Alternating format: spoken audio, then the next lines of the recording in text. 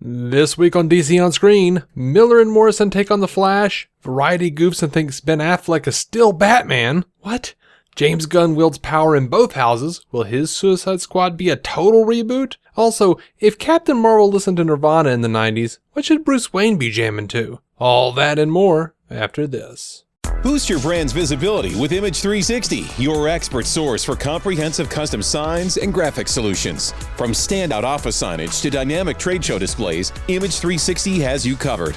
Leveraging years of experience with the latest technology, our team delivers solutions that surpass your every expectation. Ready to transform your company's visual communication strategy? Get a quote at image360signs.com today. image360signs.com. You think of Earth as a singular planet. In fact, it is anything but. For this is a story not of a universe, but a multiverse, where universes and planets, such as Earth, were replicated and mirrored across a vibrating, infinite plane. Some barely different from the next. Others drastically so. This is DC On Screen. Every week, Dave and Jason talk about the multiverse of DC properties on film and television. But be warned, if it's been officially released, you can expect they'll spoil it. Welcome into DC On Screen episode 534. I am your host, David C. Robertson. This, the man who once demanded that a Walmart cashier call him Miss Kitty, Jason Goss. I was wearing a special outfit. It was a weird time for you. And it felt right. I'm not going to tell you it was wrong to binge Gunsmoke, but... Don't shame me. I'll watch what I want to watch. Anyway, I did get over it, so... Yeah, you did it. You got over it, and I'm proud of you. Little identity crisis there, but we made it through. Do you actually remember when we, on a whim, decided, wait a second, we have an Xbox. They're making awesome Batman games that we haven't played yet. Let's go get this. I do remember that, yeah. And we were working just really screwed up hours at the time. So for us, it was like 1 a.m. and we're like, let's go do this thing, as though it was 6:30 p.m. on a regular day. Uh-huh. And we pulled up to the Walmart in Roebuck, and a tiny woman outside said, "We're closed." And I said, "Come again?" She said, "We're closed." But you're Walmart. Mm-hmm. You don't do that. She said, "No, we close at 12 o'clock now." Mm-hmm. I felt betrayed. But I think I actually asked her, because of all the stealing, she's like, okay. I don't know what it is about Walmart in the wee hours of the morning. People feel like they can just pickpocket stuff. See what's happening here, folks? Is we don't have a lot of news, so Jason's already chasing squirrels. I just remember fondly pulling away thinking, why did they leave? Like, people show up at Walmart angry when it's not, like, it's a crutch in a way. Like, you forgot something, you really need it, it's 12:30 at night, you show up at Walmart. Like, baby's crying or something, you know, and you show up and you have every expectation that is a 24 store. And they put this woman who was about 4'2" in charge of telling people that was not an option. I thought, that may end poorly. Yeah. And that was the same way it was in Montgomery some years ago. I was visiting my folks and decided to go to the Walmart. And it was about, I don't know, 11 o'clock, 10:30, something like that. And I walked out and there's like, a lady about 5 foot tall. And she just bellows out at me, "We close, sir!" Okay. I wasn't trying to climb a fence and get in. All I did was pull up. All right. Is there another one that's open? "We're closed, sir." Okay. See, I remember now. Actually, that one was very helpful because we kind of said, "Well, is there anywhere else we can go?" And she said, "Yeah, the one in Eastwood's still open. Thank you very much." And we went and we purchased the Batman game and we played until the wee hours of the morning. Indeed. See, Dave, chasing squirrels is fun. Mm-hmm. All right. Well, we need to jump into some news, but before we do, yes. Mm-hmm. We do have a Patreon. $5 a month gets you exclusive content like our Captain Marvel review, Jason's pull list. You just reviewed Justice League number 18, right? Mm-hmm. It's fantastic. And I'll throw something else up soon, and we might be doing a little something after the show tonight. Who knows? Mm-hmm. All right, let's get to the news. Patreon.com/DC on screen, by the way. Oh yeah, I did want to mention that. I believe we're contractually obliged to at this juncture, aren't we? Yes. We do have a new patron, Hi. Erich Leaper. Thank you, man. He has joined the mighty Be-Om End-Om tier, $5 a month. Thank you so much. And it's another one of those cats I've never heard from, but apparently, as if you've listened to the last episode, you know that there's a phrase for this now. Mr. Leaper evidently sits back in the cut. Yeah. Where'd we put that in? What's that? Trying to remember I'm trying to remember how that was phrased. Well, one of our other patrons, Andy Halsey, said that he sits back in the cut. So he doesn't really talk to us. He just sits back in the cut.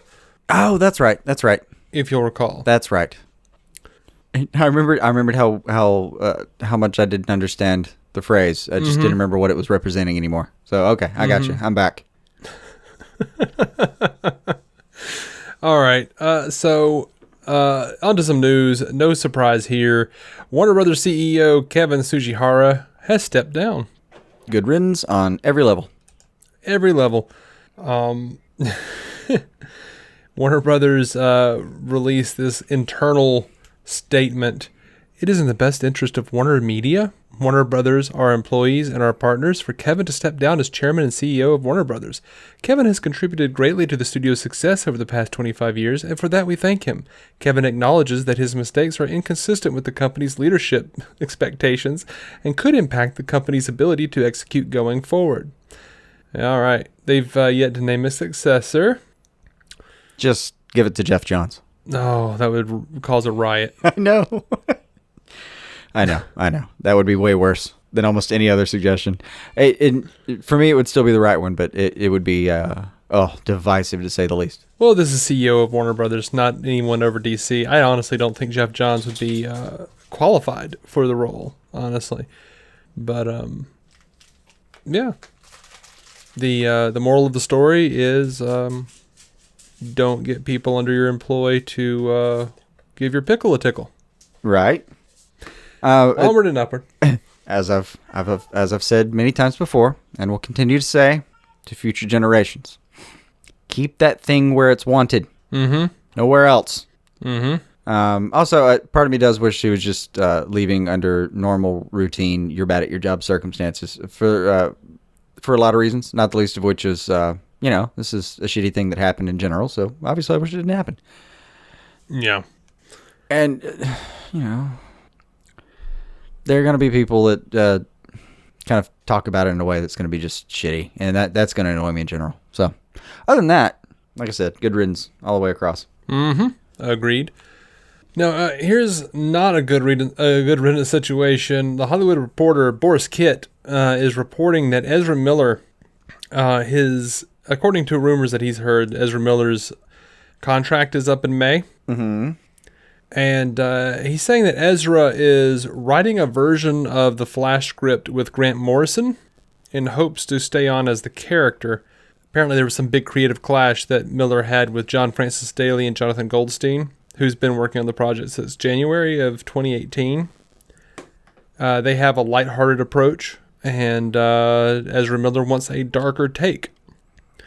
So look, WB has hired Ezra Miller and Grant Morrison to write a version. I've seen a lot of people say that we should probably be rooting for the Daley and Goldstein take, even if it means losing Ezra Miller. DC wants to go into a lighter direction, but I don't think Warner Brothers would have hired Ezra Miller and Grant Morrison to write a version if they weren't at least interested in what they have to pull out. Yeah. I mean, technically, they have to hire him in order for him to do that. Mm-hmm. I mean, well, that's not true. I mean, he can do it on spec, but for them to bring Grant Morrison in, that's not like a Hail Mary exactly. That's still some faith in the project, and bringing in Grant Morrison in particular it's a big gun. Mm-hmm. Now, I've seen a lot of people say that Grant Morrison has no business writing this movie because he doesn't really have any movie credits to his name. I don't care. That man is a storyteller. Yeah, he's a storyteller, and I'll say this: several years ago, I applied for a position at a radio station writing commercial ads. Mm-hmm. I recall. A man, one of the higher ups called me and explained to me that he looked at my resume and said, well, look, I've looked at a lot of your writing samples. You don't have any experience writing ads. I said, well, I know I can do it. He says, look, we'll send you a couple of our old sponsors, a couple of the ads. I want you to rewrite those ads in your style. And he gave me 24 hours to do it. Mm-hmm. I sent back something in 2 hours. Mm-hmm. I looked up templates, like a good radio ad template online, and cranked it out. And he called me back immediately and says, you have an interview. You're good. I was offered a job. Now, there were some strange things that went along with that job, and the pay was terrible. I turned it down. It was indentured servanthood when you looked at the contract. It was not workable, but... Mm-hmm. It wasn't workable.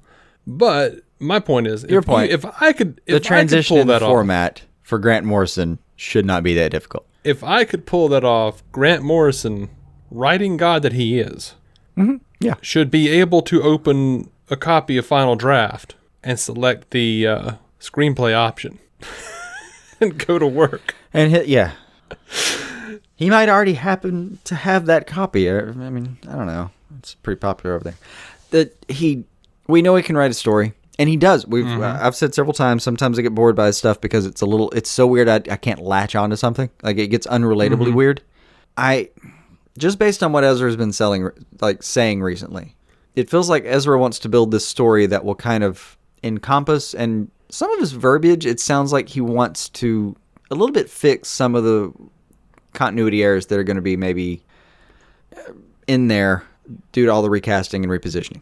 Mm-hmm. Like, I feel like he's trying to build something that they can build that into. Just because he's kind of talked a big game about, like, no, man, it's Flash. We can fix so much stuff. And, I haven't heard him say anything about fixing anything, but what I've taken away from Ezra Miller is that he has a real passion for the character, and he has a real love for it. And he knows a lot about the Flash and, the mythology surrounding him. So I think if WB, and maybe they hired Miller and Morrison just so they could say they tried to work it out. Possible. It's only cost them like low six figures to just say we spent some money on it, fold it into the budget for another movie, and move on with their day. Yeah, or maybe they thought it might be worth it to give them some money to write a take just to make it seem to Miller that they were trying to make it work out so that he won't leave the project. Because at this point, if Ezra Miller leaves as the Flash, I mean, it's already got a lot of negative press. Like, another person leaving a major role is going to be a pain in the ass, to say the least. It won't be well received. Let's say that. And he was not one of the things that people didn't enjoy in Justice League. I mean, if his character might be one of the parts that came out, came out looking even shinier. Mm-hmm. There were a lot of problems with, there were problems with the Justice League, and there were tons of problems if you ask certain people. But yeah, he looked pretty good in it. I don't know. I think they want to keep him. They keep working with him. He is invested in the character, like you said. Grant Morrison's a big deal, man. I don't care how you do this, how you slice it, how you spin it. Grant Morrison's a big name. I agree, and he's got a lot of fan clout behind him. Yeah, there's something to bringing him in. Because, I mean, you could have brought in anybody and just said, well, we gave it another shot, and we gave Ezra a shot to write it himself, and it just wasn't what we wanted to do. And yeah, I mean, if Ezra's not on board, I can't blame him for walking away either. So, well, for the same reason, ultimately, we can't blame Ben for walking away, is he signed up for something that's not happening anymore. Mm-hmm. And I'm not blaming Warner Brothers either. If they want to go a different direction, and that's what they're, winning with right now, well, all right. I mean, it sucks that you can't... Like, I'm of the opinion you could do lighthearted and dark at the same time. Yeah, I think you can play in both sandboxes. But, and hopefully that's what we'll get here is some sort of collaboration between Miller, Morrison, Daly, and Goldstein. Yeah. At the very least, it'll say that in the credits when they're done. I like Daly and Goldstein myself. I like them. I like Miller and Morrison. I love Grant Morrison. In as much as even if I won't like it at the end of the day, I will at least give it a shot. I'll go, Grant Morrison, okay. No matter what comes out of those two's collaboration, I I would pay real money just to read the script that Miller and Morrison come up with. Mm-hmm. Oh, absolutely. Grant Morrison is... there's those free script sites online that just, where a script gets put into public rotation at some point because nobody cares and they just toss it out there. I hope, at the very least, it ends up on one of those sites one day and I will eat it up. Oh, yeah. Because doesn't it feel like in the writing process, like in the room, it feels like Miller would just kind of sit there and say, like, just ramble almost, like scatterbrain style, kind of like he is. I mean, he's a bit of a squirrel himself, and just kind of at the same time say everything he's been thinking he wants this character to be and do and feel and show. And then Grant would just kind of calmly sit there and nod his head and go, okay, well, there's a way to do that. And do this weird cosmic thing that fucking works for no reason. Absolutely. And opens up another dimension to this DCU that you hadn't even considered before, because that's what he does. Mm-hmm. Like I said before, man, the dude's entire brain is yes and. It'll be fascinating. Whatever they come up with, it'll be fascinating. I hope we get a chance to at least read it. Right. All right. So, I don't think it's not doom and gloom just yet. A lot of people are kind of, at the very least on Twitter and Facebook, saying that, Warner Brothers can't get their crap together. Nope. This is them having their crap together. This is exactly what that looks like. Like, they're looking into it. Give them a minute. Yeah. And granted, Flash has had a lot of minutes. I get it. But it's still, like, until they get the ball rolling and there's real pre-production, we still don't know what they're doing. And they've changed their game plan so many times that this movie that was always a couple movies away has been affected deeply by all of those changes. So it's hard. It's hard to mount a movie where they keep saying, oh, yeah, by the way, the universe is completely different now. But you know what? They have a popular Flash series. We don't need a Flash movie. We just don't. Like, I understand it's the thing that people want. It's the thing that I want. But you know what else I want? I want Blue Beetle and Booster Gold. I want Ambush Bug. I want all sorts of Lobo things movie they we aren't talked making. about a while back. Yeah, I want that Lobo movie. I want the Spielberg, what was it, Blackhawks? Oh, the Spielberg Blackhawks movie. No one's talked about for a year. Spoon. Yep. I'd be all about that. So there's like 40 different movies in production right now, all pertaining to the content that we talk about, and it's all in development anyway. No, sorry, in development. That's what I meant. Different word. Sorry, my bad. Yeah. Any one of them may rise to the surface and be the next thing. That's. I mean, a year and a half ago, Birds of Prey was a pipe dream. Mm-hmm. It was a rumor. It was may happen. We'll see. We'll see what happens. We'll see what rises to the surface. But I think a lot of people freaked out just because they saw the word dark in that description. Mm-hmm. And I know it's part of our track record that we're not necessarily opposed to the dark at all. And no, we're in fact, not. Embraced a lot of the aspects of the dark stuff that we were given. But I don't think that's the worst thing for Barry Allen movie. Yeah, and I saw a lot of people who were saying, like, oh yeah, because Darker worked before. The Flash is not a dark character. I mean, I'll fully grant you that lighthearted, mostly lighthearted, but still, heartfelt Aquaman earned all the money. But the ones before it only earned like $200 million less or so. They still earned a lot of money. Yeah, and I'm going to point out that there's a lot of darkness in the Flash. Like, as the character, yeah. Like, his mom was murdered in front of him by Reverse Flash, and his dad took the fall. And look, in this universe alone, when we really get to meet that guy for the first time, he's sitting alone in like a makeshift lair with 45 different monitors around the city. One of them showing Rick and Morty for no good reason. That dude had troubles. Tell me there's not a dark story behind that guy? So, yeah. Anyone saying that the Flash can't be dark, kiss my ass. You don't know what you're talking about. He sure can be. I understand if you enjoy lighter versions. But again, Flash has been around for what, 65-something years? I forget his version, but it's... Well, Barry has been around since 56. 56? Okay. Yeah. Yeah, plenty of time. There's been some dark shit. By the way, if Ezra Miller does walk away, again, character's been around since 56. Way bigger than any actor. Yeah. And it doesn't mean the end of anything. DC Films is doing just fine. Aquaman's killing it. Shazam is about to kill it. Tracking has increased. Yeah. Over on Shazam, and Birds of Prey is coming. We got Wonder Woman 1984 that's coming. We've got Joker. We've got Matt Reeves' Batman. Whatever that turns out to be. So yeah, I wouldn't fret over the Flash just yet. No, bottom line, this could be really cool. Don't freak out. Absolutely. Now, here's the thing that people have been freaking out about, and I wouldn't have even mentioned it other than the fact that everyone's freaking out. And guess what? It comes to us from Variety by a Daniel Nissen. Yeah. Daniel Nissen writes an article called Ben Affleck's Action Star Evolution in 10 Movies from Dazed and Confused to Triple Frontier. And he's listing a bunch of different movies, and he gets to Batman v Superman. And this is what's got people freaking out. The description for the Batman v Superman segment says, with Batman v Superman, Affleck got his second chance to suit up and fight crime, but this time around in the DC universe. Unlike with Daredevil, the actor had the opportunity to reprise his role as the iconic superhero, returning as Batman in Suicide Squad and Justice League. Affleck will portray the Dark Knight once again in the announced Justice League sequel. Who wrote Everyone's that? kind of Who wrote that? Daniel Nissen, whoever that is. I'll repeat that last. Did you say that wrong, or was there an actual error in it? No, there's an error, and it's still there. Affleck will portray the Dark Knight once again in the announced Justice League sequel. All right. So I'm not hanging my hat on anything with a typo and that opens with awkward phrasing. Absolutely. And it's not happening.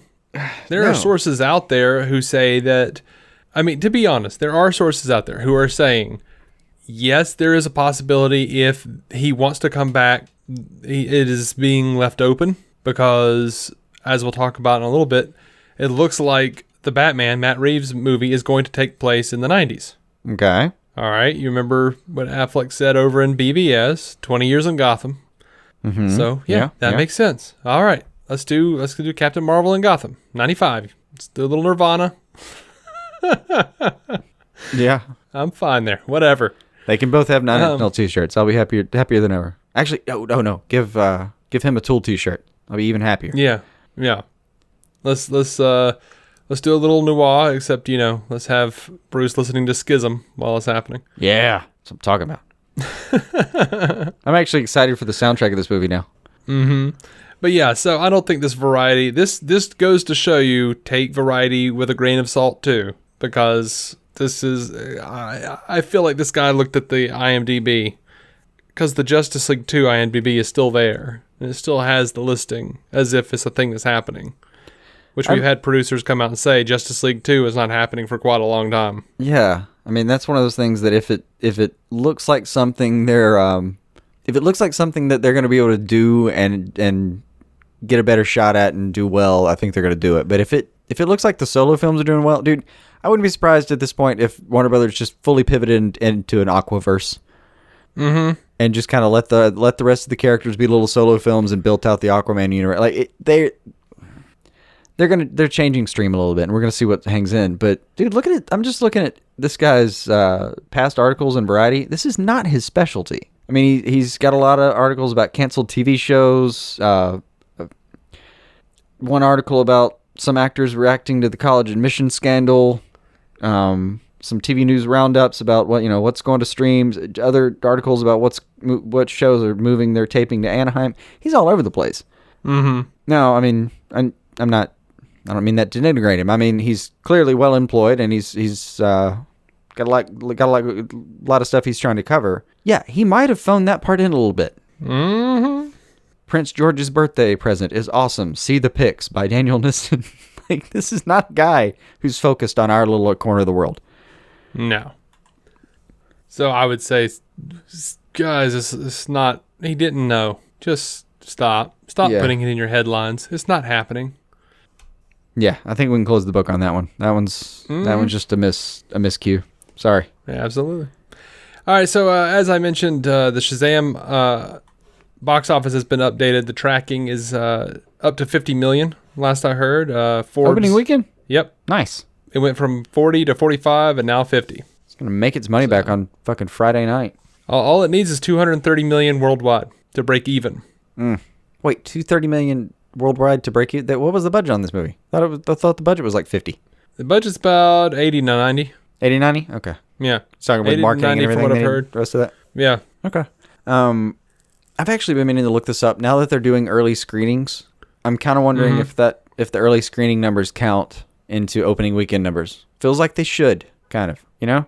Feels like they should, yeah. I mean, you can make the argument against it would be the opening weekend matters because of what that movie is up against at the time. Mm-hmm. I would argue, you know what? No, in spirit, the people who wanted to see it so much that they got the early screening tickets, like us, are... Oh, yeah, we did. That is a thing, by the way, guys. We are seeing it. We will be reviewing it on Saturday. Yeah. So, pretty psyched. Go get your tickets, and then you can listen to our show. Pretty psyched. I'm gonna have a wondrous day. We're gonna take the baby to the zoo on at like 9 o'clock on Saturday. Gross. Babies on. and animals. I don't care what age you are. It's fun to see a giraffe. And I've always hated the zoo. It's been probably 15 years since I've gone, but I'm like every parent who's ever done stuff like this. I'm like curious about like, will she react if I show her an elephant and be like, oh my God, that's big. Mm-hmm. Like you kind of want to see your eyes get wide, you know? Yeah. She might be a little too young for that. I think might still be in the, I don't give a shit. I think she is. I really do. I told my wife that, but also it's one of those things where I'm like, yeah, but if she does recognize it, I kind of want to be there for that. So I'm going to head off, go to the zoo, probably take a nice little nap somewhere in the afternoon, meet you, watch what I expect to be an enjoyable movie. Mm-hmm.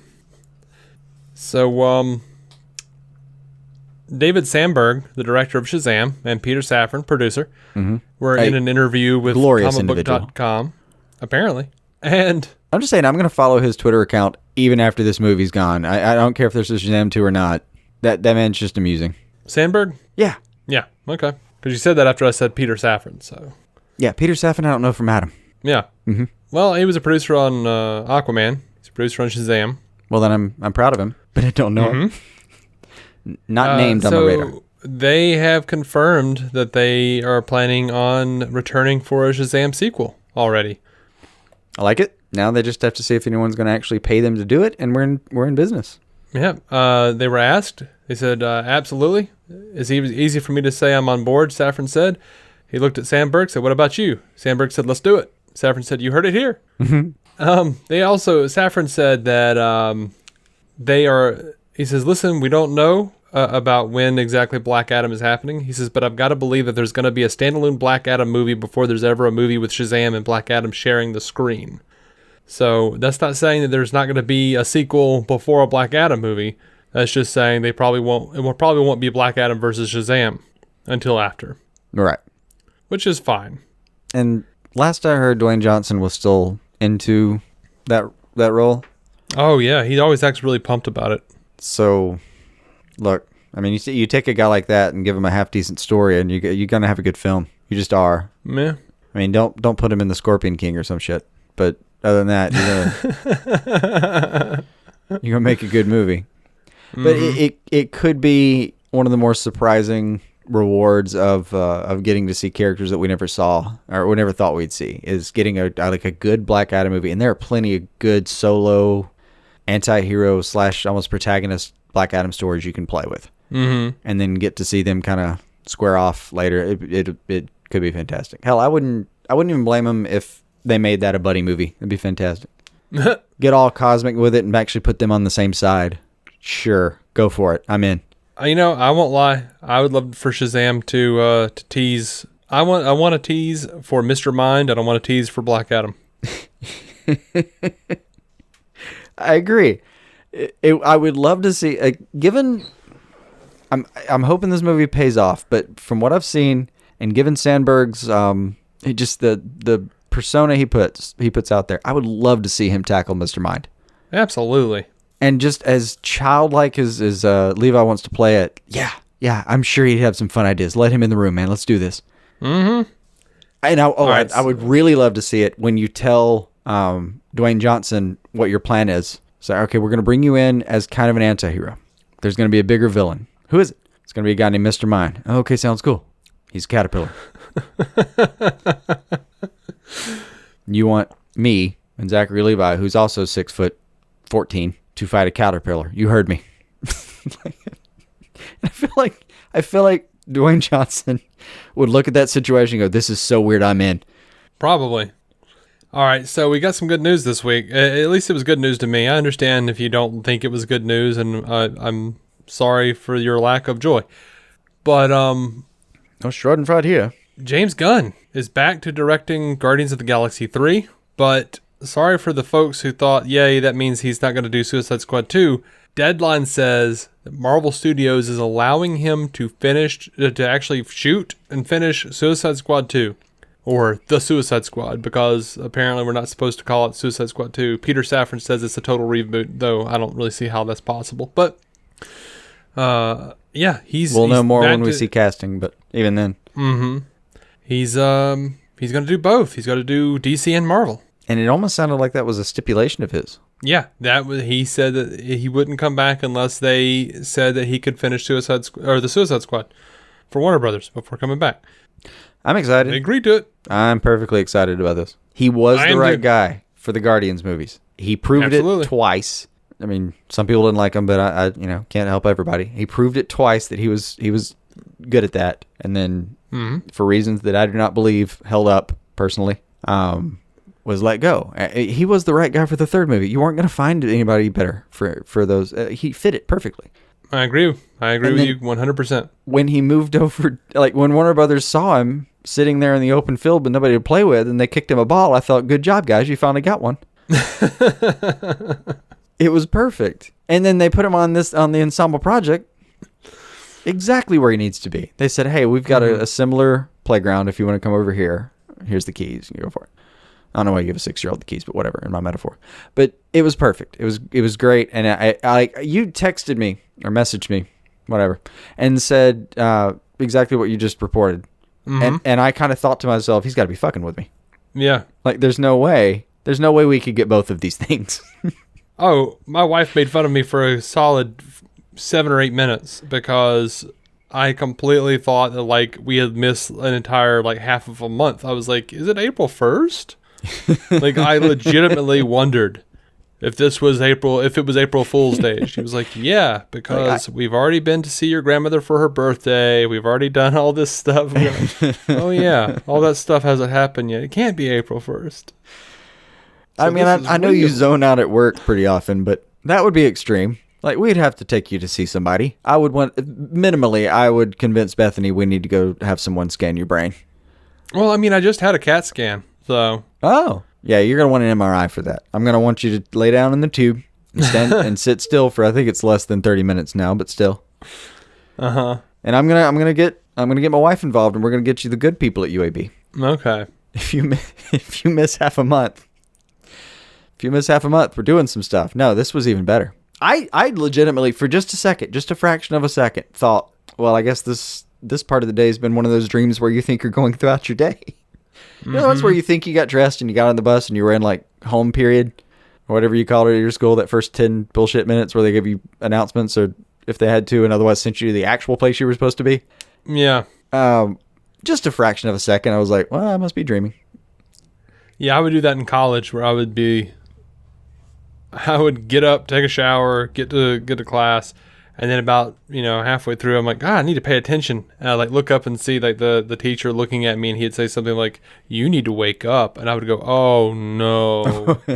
Because what you really know when you hear that is your brain is telling you, you are so late. You're so late. You've got to get up right now. I mean, whatever you were trying to get to has begun, and you're still laying naked in a bed. You've got to make this happen.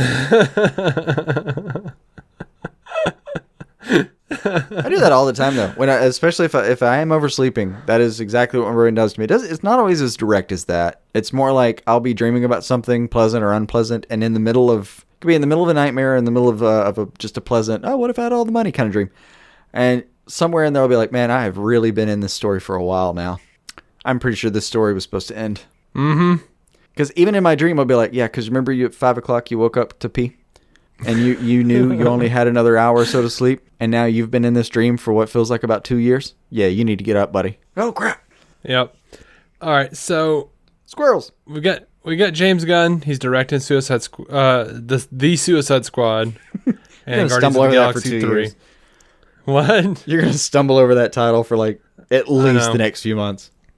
Now, like I said, Peter Safran said, first of all, we don't call it Suicide Squad 2 because it's a total reboot. So it's the Suicide Squad, and I think people should be extremely excited about it. It's everything you would hope from a James Gunn script, and I think that says a lot, and that promises a lot, and I know that we will deliver a lot. Now, the problem with that is if it's a total reboot, well, there was no way it is if Margot Robbie is coming back. It's not a total reboot. Still not guaranteed. It's not guaranteed, but if she is coming back, it's not a total reboot. Now, in talking to metro.co.uk, Joel Kinnaman says he cannot confirm or deny it just yet. He says he is for sure down to return. He says it's all sort of in the works and we'll see. So we don't know. Joel Kinnaman may still be coming back. I'm not quite seeing a total reboot here yet. Yeah. Now, a site called Discussing Film is claiming that Killer Frost is included in the lineup. That sounds fun. I can only hope. I believe I had her in my lineup. And Peter Safran is saying that, he says, you know what I love about James directing for both Marvel and DC? Is he has always espoused the view that which unites comic book and superhero lovers is much greater than that which divides us. Because there's always been this Marvel-DC rivalry, which he has said, and I agree, is absurd. There's room for everybody, and certainly that which unites us all is far greater than that which divides us. So hopefully, they'll see that you could be both a Marvel and a DC fan, and the world won't spin off its axis. And along the same theme, we just had Brie Larson answer a question, as she has several times before, about who her favorite female superhero is, and it's Wonder Woman. So no conflict here. I will beg you people to see the world through your better angel's eyes, and stop fueling this insipid rivalry. Yeah, it's a useless war, but we all know that. Mm-hmm. It does make me want to burn down Twitter sub days, but just have to hop off, find something to do with my hands for a little while. Yep. So Matt Reeves has answered a question. They asked when the Batman should be. Someone on Twitter asked when it should be in production. He says looking like sometime around year's end. Reasonable. And that's reasonable. Yeah. And someone asked if there was going to be any kind of, because of all the noir stuff, they asked if Chinatown was going to be an inspiration. The Roman Polanski film. Which is a thing that I know. I know it's a sin against humanity. I haven't seen it. It's always been on my list, but I haven't done it. I'm going to have to look at that and see what's going on, because he says yes. I will second you on that, though. Never have gotten around to it. Sorry. Mm-hmm. He said he said, I watched it at Warner Brothers before writing, and he watched it for the millionth time. What a great movie. So it's absolutely an inspiration for the Batman. And I want to check that out and see what he's thinking. Yeah. All right, and like I said, Discussing Film, same site from earlier, said that they're hearing rumors that the Batman is going to be set in the 90s. Makes complete sense to me. Works for the recast. Probably means they're going to be able to recast Gordon and Alfred, which J.K. Simmons is saying he wants to come back as Gordon. He says, it was great. I didn't put it down as news, but he was like, I mean, I'm not sitting at home waiting for it to happen or anything, but like, I love that man so much. He's a lot of fun. He's a great Eminem. He's a great everything. Yeah. Never been displeased by an appearance from him. James McAvoy, another good Eminem. Mm-hmm. I don't think he was an actual Eminem like JK, but McAvoy says he would like to play the Riddler. Yeah, I saw that. No problem with that whatsoever. Let's do that. No. Sign him up. I agree. Sign him up. I love James McAvoy. Yeah. He could. Of course, James McAvoy could play any villain he wants, and I will sign off on it. You could literally let him pick Scarecrow, Joker, Riddler, Penguin, anything. Like at least anything in Gotham for sure. McAvoy is so fun though. Like we were just talking about over on the Star Trek Universe podcast, because they have that new Picard series that's coming up, and James McAvoy's in this interview, and he's like, "Oh yeah, I've already put it out there.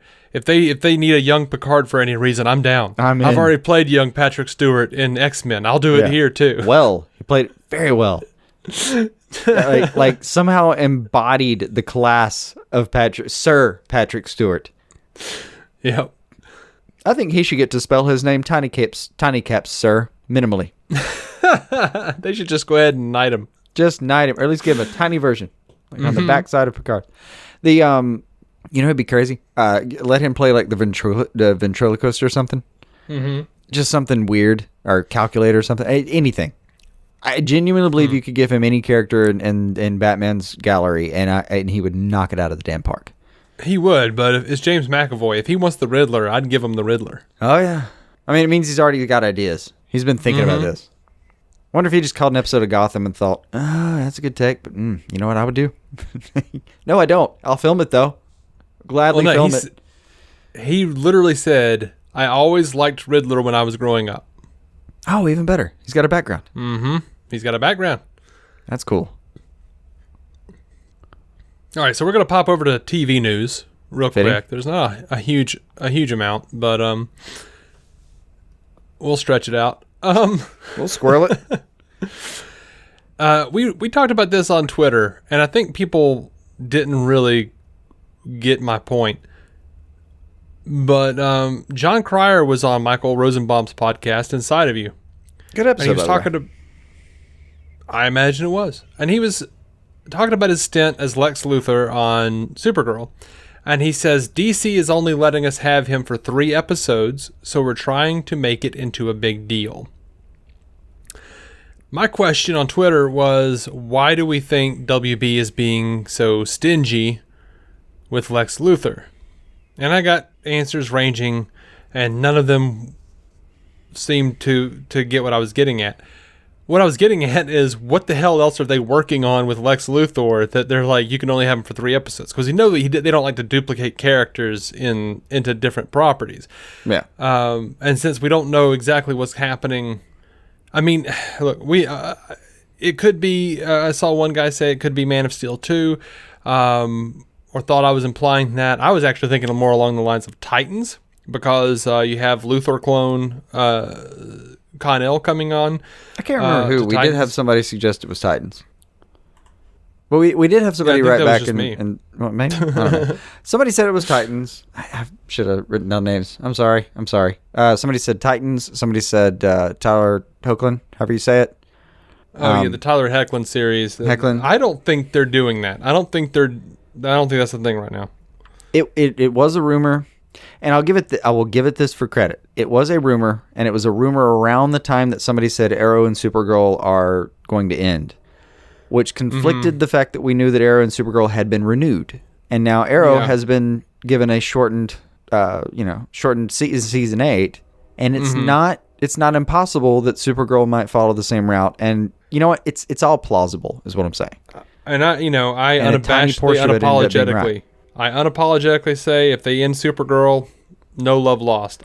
That show has not been great. I've loved it more. I've liked it more recently. Really? It's gone up and down on me. It's gone up and down on me, but we'll get to that when we do the review for the season. Yeah, and a couple of our friends said, they kind of glommed onto the stingy word, and no, we don't think they're being stingy, blah blah blah. I'm not mad about that, because I grew up in a day when what I got excited about was Val Kilmer saying Metropolis in Batman Forever. I'm not bemoaning the fact that there's only 3 episodes of Lex Luthor here. I'm just curious. I gotta give him this though. Just a quick one to reply to Travis Hines. I also like his take, except for like the one thing you and I were complaining about. Or you were complaining about the line about like, I was supposed to be the Man of Tomorrow. I didn't love that one line. Other than that, I kind of enjoyed the performance. I didn't mind necessarily. I was supposed to be the Man of Tomorrow. I thought that was okay. What I thought was dumb was the Superman made me do it. That was stupid. See, they haven't really addressed that completely. Like that's still pending. But from what I've seen of Cryer as Luthor, it's a take, but I don't care for it. Not completely. But that is part and parcel to how Supergirl handles pretty much every character for me. Not every character, and it's not a blanket statement here. So I'm not really upset about that. I'm just wondering, what else have they got Lex Luthor queued up for? You see what I'm asking? Like, are they going to announce the Man of Tomorrow, Man of Steel 2, whatever? The first thing that hit me when I heard that was, one, okay, well, I don't think we knew how many episodes Luthor was going to be around. So for me, that was the first part, like, oh yeah, well, now we have an episode count. We know the story arc. Okay, that's something. That's news in the sense that it is new. But the other one was, he said DC is letting us have. Right. It was very specific wording. And I believe fully that they mean that. Like, during the Diane Nelson era, we thought it was Diane, because a lot of she was in charge of a lot of the press releases that said something along the lines of, we think it'll be a little confusing for characters to be in two places at once.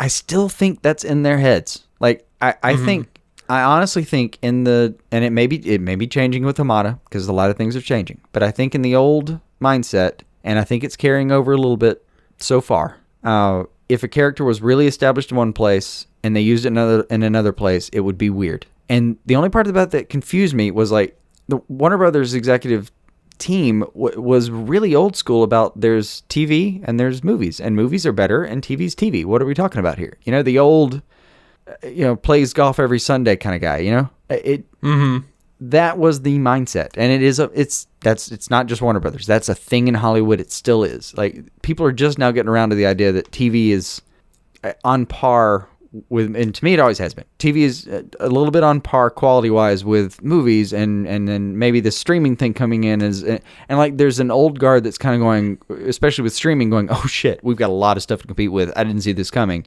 And a lot of young people are kind of saying, yeah, we tried to tell you over and over again. Like, you can do legitimate media in all of these forms. Why were you not paying attention?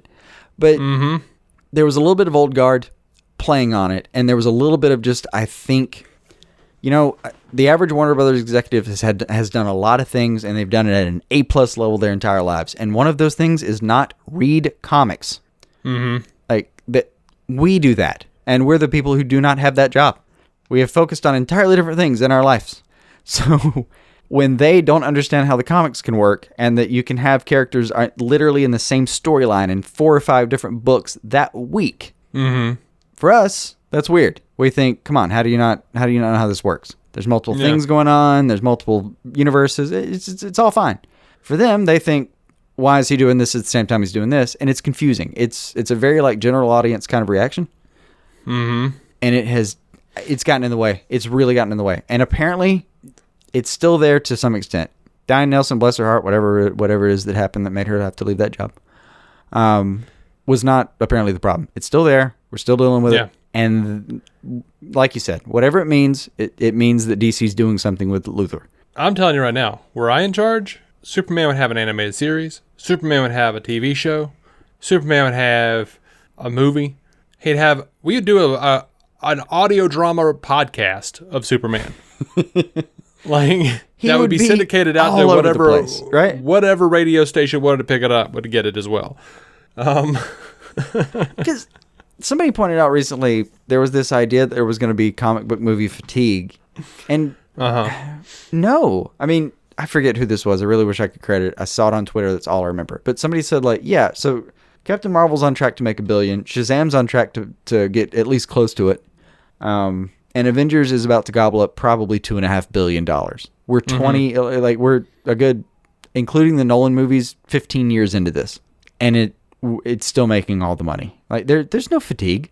For the average person, every few months, they sit down for 2 hours and watch a thing and enjoy it and talk about it around the water cooler. They don't do what we do. For them, it's like 6 hours a year. Maybe 8 or 9 hours a year they commit to this one little thing. And they love it. And they keep spending their money on it because it's fun. It's something to talk about that a lot of people are doing. There's no fatigue. You can go, you can, no. Shut your whore mouth with that. The mouth that you whore with? Yeah. All right. Whoring out these terrible ideas.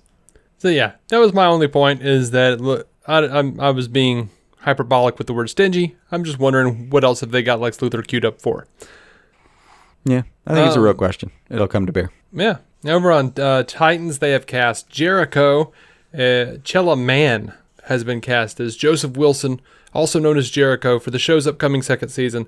Son of the infamous DC villain Deathstroke, Joseph Wilson is the Titan known as Jericho. Mute after his father failed to rescue him from having his vocal cords severed by assassins, Jericho has the unique ability to possess anyone just by making eye contact. This gentle-natured yet proud hero has proven himself a formidable Titan. He was an important part of the Marvel Wolfman George Perez era in New Teen Titans. Also a significant player in the current Deathstroke series from Christopher Priest. Now, Chella Man is apparently best known as a model and a YouTube personality. Yeah, I've got nothing. He was born with progressive hearing loss. He uses a cochlear implant to hear and is transgendered. Oh, all right. So, I don't know. He's pretty big on YouTube and Instagram. Never heard of him before in my life, but like I said with his dad in this series, never heard of him before either. Hey, he looks fine. Looks like the part. Let's do this. Sure. I don't know. Yeah, I don't know. I will. It does lend more credibility though to the. It's usually that hashtag show. Was it them that had the casting call and it kind of had like, yeah, guy that's kind of mute, blah blah blah. I'm like, yeah, it's Jericho. Mm-hmm. They're casting Jericho. Mm-hmm. Absolutely. So this kind of went viral a couple nights ago, and this not a real consequence, but it was kind of fun. Serena Williams joined DC Universe and announced it on Twitter. And I don't mean in a role. I mean the tennis player Serena Williams signed up for watching to DC drop Universe. $7.99 a month. Yeah. It makes me so happy that she's that excited about it. Yeah. Oh, that's great though. And finally, Batman vs. the Teenage Mutant Ninja Turtles. The release date and details have been revealed. Produced by Warner Brothers Animation, Nickelodeon, and DC, the film arrives from Warner Brothers Home Entertainment on digital starting May 14th, 2019, and on 4K Ultra HD Combo Pack and Blu-ray Combo Pack on June 4th, 2019. So somewhere in there, we're going to watch the hell out of that. Mm-hmm. I mean, that's a couple of childhood loves combined. I can't. Indeed. Yeah, I got to be there for that. Indeed. So, I'm excited. I know we're behind on the regular series of movies. We are the animated stuff, and we're gonna fix that at some point. We should. All right, so we're gonna sign off on DC on screen. To do for Patreon. I mean, yeah. Yeah, we got a little moved something on. for Patreon. Yeah. All right, so thank you guys for listening. Patreon.com/DC on screen. If you want to hear the conversation that we just had that we cut out. Wink. And we're about to record something else for Patreon. So, well, tell them what. We're just going to talk a little bit about... We're going to talk a little bit, since the Disney-Fox merger is complete, we're going to conject a bit about how they might be bringing in X-Men and Fantastic Four into the canon and making that work.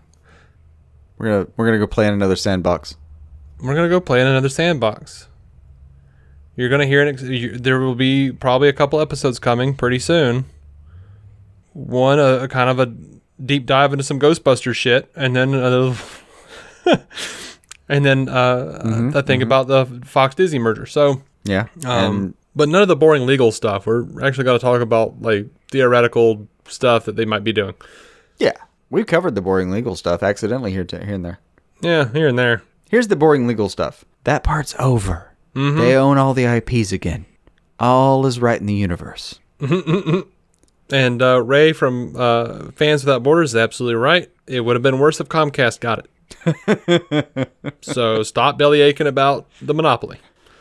And also, as he points out, you should have been angrier at the AT&T Warner Brothers merger if that was your issue. Oh, fuck yeah. Yeah. That was a much bigger red flag that everyone missed because they were saying, Disney's going to own everything. Shut up. No, everyone was...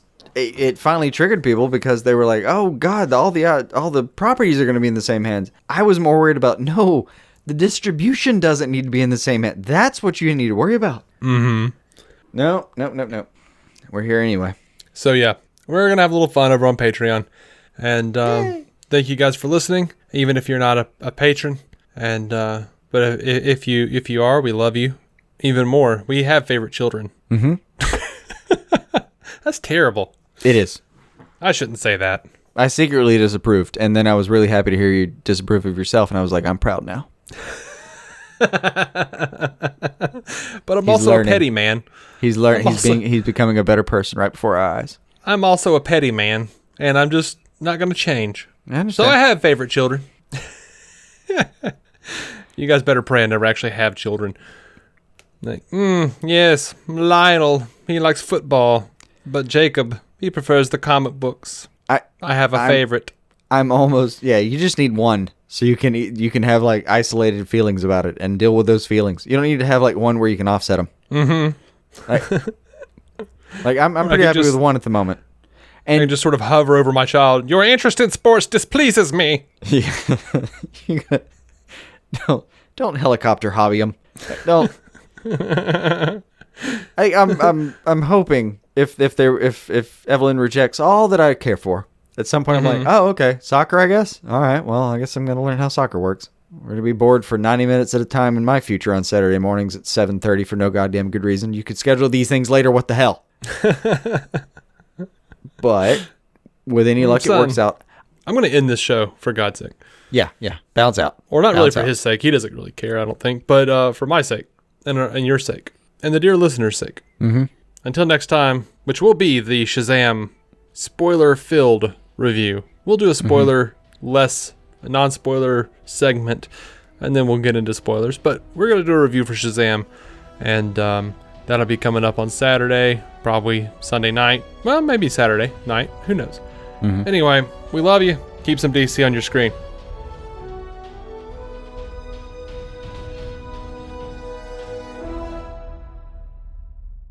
Our opening narration was from Dan Jurgens' The History of the DC Universe, Part 3 of 10, as featured in DC 52, Week 4. It was performed by me, David C. Robertson. Intro music by Jason Goss and Michael Shackelford. Michael's band, Future Elevators, could be found on Spotify or future-elevators.com. Our introduction was performed by Effie Oppelders of the fantastic podcast Stealing the Remote, which lives on SoundCloud. It can also be found on iTunes and Stitcher. We are proudly in partnership with TV Time, the TV show calendar and social media site that lets you keep track of what you're watching, what your friends are watching, and where you all left off. DC On Screen is a maladjusted production. Visit maladjusted.tv for more from me and Jason, including sketch comedy, an improvised web series, vlogs, parodies, and more.